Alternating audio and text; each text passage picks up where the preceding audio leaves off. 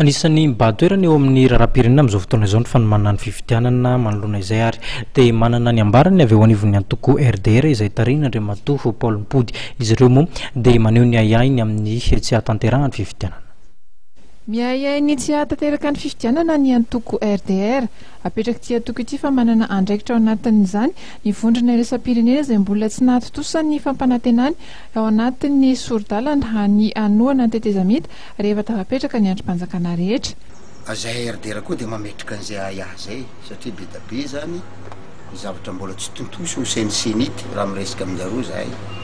Fa io moa zany tsy avy amintsika Madagasikara rery zany na ny fitondrana fanjakana rery no tompony andraikitra amin'io fa ny communauté internationale ny s'engagé tanatin'ny feuille de route tokony hatanteraka ny adidiny ihany koa izy satria misy anjara birikin-jareo zany zay iveriko fa tsy tontosanjareo amin'izao fotoana zao tokony tantarahanjareo.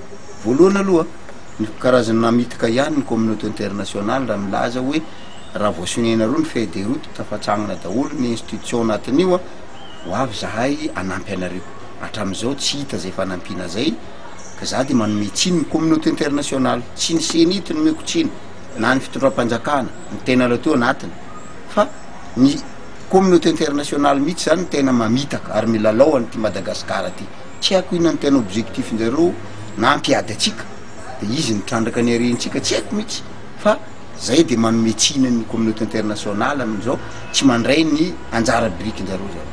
Mikasika ny fiverenana filoha teo aloha Marc Ravalomanana Tanindrazana indray dia nampatsay ny filohan'ny RDR fa mazava no nosiny avy ny filohan'ny tetezamita nandritra ny fiverenana tany Maputo voalohany fa tsy hiverina izy raha tsy milamina ny politika eto amin'ny firenena. Hiveriny ity mpanao politika ity fa tokony ho hajaina izay.